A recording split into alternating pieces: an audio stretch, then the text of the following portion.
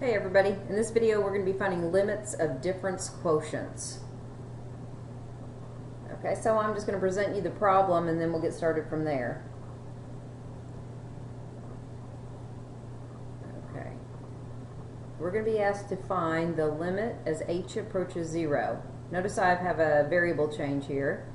Doesn't matter what the variable is here, but this is the limit as h approaches 0, and we're going to have a difference quotient. You might recognize the words difference quotient from your pre-cal studies. I know back in that course you found just difference quotients. You actually just simplified them. Now we're going to add another layer and we're going to find the limit of a difference quotient.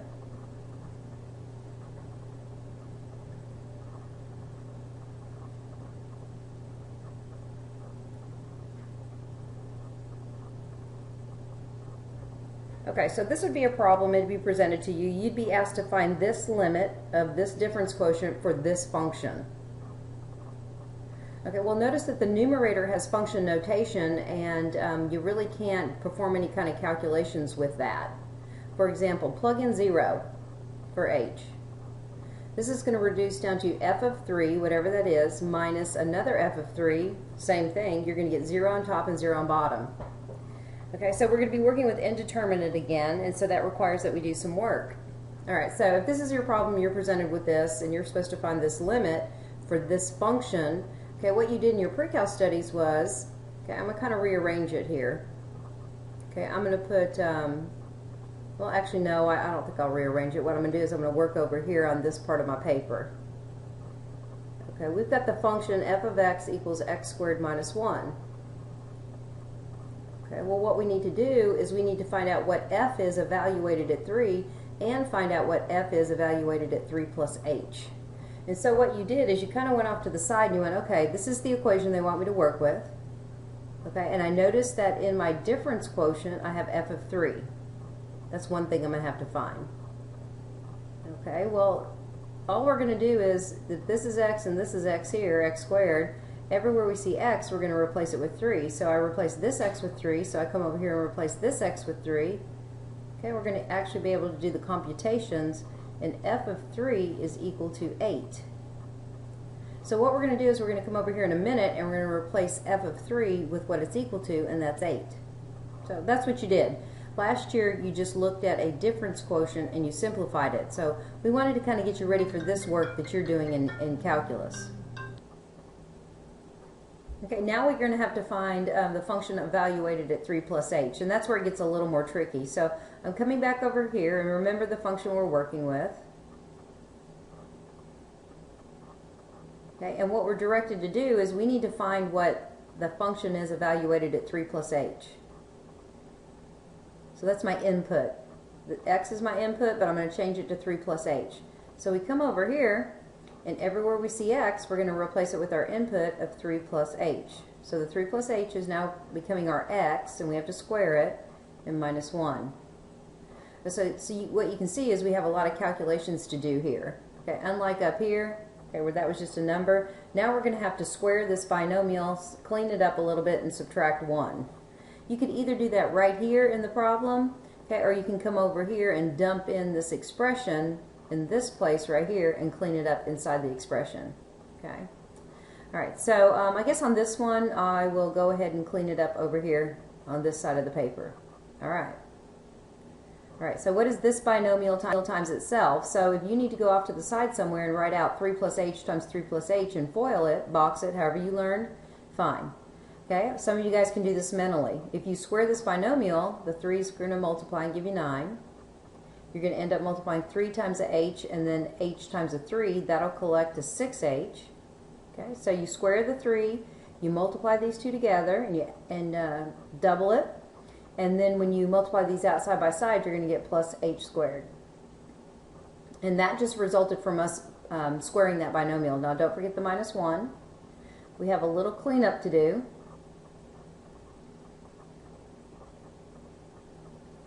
So 9 minus 1 is 8. I might rearrange everything here and put the h squared first. You don't have to. Plus the 6h plus 8. Okay, so when we look at this expression and this expression, what we're going to be able to do is we're going to be able to replace in what they're equal to over here in our limit statement. So it's all about organization. So let's go ahead and I'm going to move over to the left a little bit, give me some more room. Okay, notice that the goal here is to divide out an h, because if I can divide out an h, then when I plug 0 in, I won't have to worry about dividing by 0. So that should all work out when we clean this up. Okay, so right here, the function evaluated at 3 plus h gives us these terms.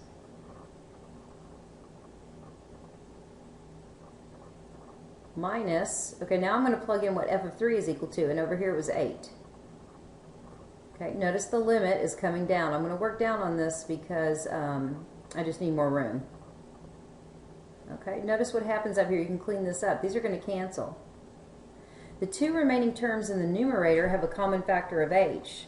So what we're going to do is from this line down to here, I'm going to factor out an h. So h pulls out, leaving h plus 6. Double check your work. If you distribute it back in, you're going to get h squared plus 6h. The denominator is still h. Okay, at this point we're going to be able to cancel the h's, okay, into a 1. We don't need the 1 present because we already have something in the numerator. Okay, and now my next step is I'm going to be able to plug in 0 where h is. So when I plug 0 in for h, my answer is going to be 6. All right, so this is the limit of a difference quotient. All right, so let's look at another example. So this was number 1. We'll look at number 2.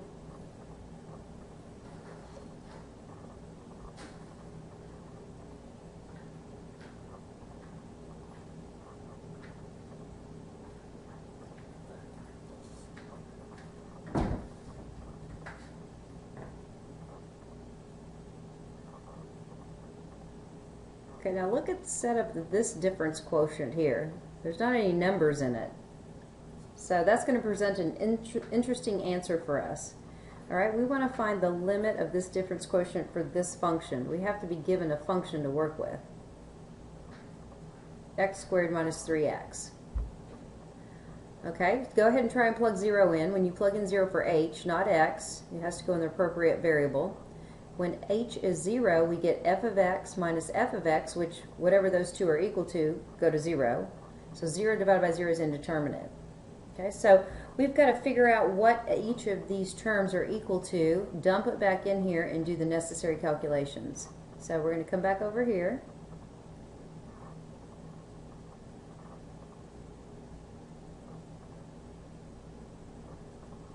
Okay, well, notice that this is f of x, just like this is f of x. So if f of x is equal to this quadratic right here, I'm going to actually, in a later step, dump in, exchange f of x with x squared minus 3x. So I don't have a number. There's no number here like I had up here. So this is actually just something I'm going to substitute in for f of x. So now that I have that under control, I have to look at this right here, this term. So what, I'm going to move this over a little bit because I see I'm going to need some room. So what is the given function, this equation, evaluated at x plus h? That just means wherever you see x, here, here, and here, you're going to replace it with the quantity x plus h. All right, so instead of x, we're going to input x plus h. Don't forget the square. Minus 3 times, now you see x here, it gets replaced with that input of x plus h. Now for here, we can do some algebra. Okay, notice that I'm bringing down f evaluated x plus h. Let's FOIL this. So again, you can go off to the side and multiply two of them out side by side. Some of you see that you can do this mentally. This is going to produce x squared plus, you're going to get xh and another xh, so you're going to have two xh's, plus, and then you have to multiply the two last terms, h squared. These three terms just came from us FOILing, multiplying this binomial times itself. Now I need to move over here. Don't forget this part. Distribute the 3, minus 3x minus 3h. Right, so now I have what I need to substitute back in here and do some calculations. So let's come down here. the limit as h approaches 0, it hasn't disappeared yet, haven't plugged in 0. Okay, for this expression right here, come over here and grab all these terms. I'm not sure rearranging those terms is going to help me at all, so I'm not going to rearrange them. Just going to write them down as I see them. Nothing cancels yet. Okay, so all of this is going to replace just this right here. Now don't forget, minus. Okay, we also need an expression to put in here. Well, that's going to be minus. Don't forget your parentheses. When you have multiple terms, this is a common mistake. When you have multiple terms and you're subtracting, you subtract all the terms. Change all the signs. And if you don't put parentheses here, you're just going to be subtracting x squared, leaving minus 3x. But when you distribute this negative, it becomes plus 3x. And that's critical. That's a common mistake right there. If you have multiple terms that you're subtracting, wrap it up in parentheses. All right. So you might remember difference quotients now because it's kind of tedious. All right, so what I'm going to do on top is distribute the minus. So I'm writing down everything else that I had here. So you did all this in pre-cal, you just didn't do the final step of finding the limit, plugging in this h value over h.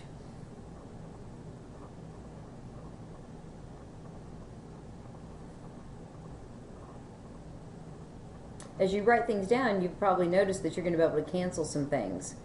Okay? So you can come back up here and say, okay, well those two canceled. X squareds are going to cancel. As a matter of fact, if you're not canceling everything you're subtracting here, then you've made a mistake somewhere. That's like a built-in check process. Okay, look at the remaining terms. This term, and this term. As you can see, they all share a common factor of h, and that should happen. Because you want to factor out that h so that you can divide it out with the bottom and find the limit and avoid dividing by 0. Okay, so come back up here and look at the remaining terms. Factor out an h, you're left with 2x. Factor out an h, you're left with just h. Factor out an h, you're left with minus 3. I encourage you to distribute mentally back through and make sure that you get the previous terms. Okay. Now we're at the point where we can cancel the h's. Okay, so we're not going to be dividing by 0. As a matter of fact, now's a good time to kind of maybe work to the side. Plug 0 in where h is, not x, but just h, and so your answer is actually going to have a variable in it. We haven't seen that yet, but it's time. We're adding another layer to our limits. Okay, limits don't always have to result in a number. Okay, they can be an expression, as we see here. All right, one more final example. Okay, maybe I don't want to find, oops, yes I do. I want to find the limit. Maybe I don't want to use h, I want to use another notation. Okay, that's a delta, that's a triangle. The limit as delta x, okay, approaches 0. A change in x. More about this delta x later. Just want you to get comfortable with just seeing delta x. Okay, let's look at the function evaluated at some x plus delta x minus f of x all over delta x. And you want to find that the limit of that difference quotient for this equation. All right, well, first of all, see if you can just find the limit by direct substitution. Plug in 0 for delta x, not x, those are two different things. X and delta x represent two different things. Plug 0 in for delta x. This is going to reduce to f of x minus f of x, 0, over this delta x is 0, indeterminate. So we have some work to do. So we come over here. All right, look what's in your difference quotient. Okay, I just usually start with what I'm subtracting. Well, f of x is actually what I have here, 3x minus 5. So I'm done with this right here. Now I need to find out what this is equal to. So I come over here. I write that term down. Remember, this is the input, just like x is the input and we see it here. So if this is our new input, then everywhere I see x in my equation, I'm going to replace it with x plus delta x. And don't forget the minus 5. Easy to do because you're concentrating on this. Okay, can I clean this up? Yeah, I can.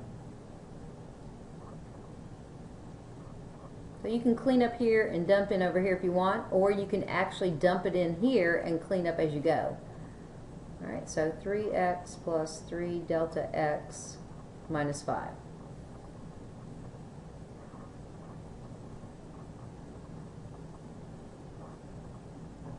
Okay, this expression gets replaced with what it's equal to over here.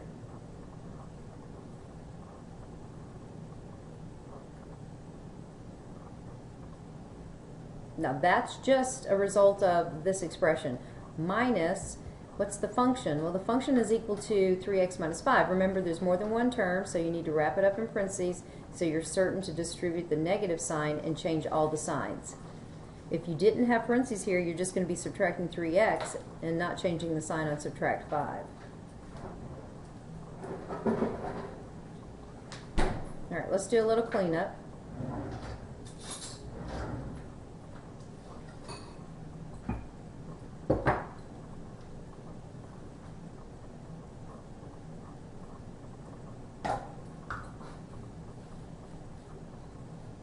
Okay, I distributed the negative, changed the signs. Okay, notice that in my work, I'm bringing down the limit the whole time until I plug in 0 for delta x. You need to too. Otherwise, it's not the same problem. You're not finding the limit of a difference quotient, you're just doing a difference quotient. And those are two different things. Okay, let's see what cancels. Alright, like I said earlier, if you're not subtracting or canceling everything you're subtracting, then you probably made a mistake. Okay, look at what's left. All you have is 3 delta x on top, and you have a delta x on the bottom. Well, this is just a multiplication. These are common factors, whatever they are, so I'm going to be able to cancel those out.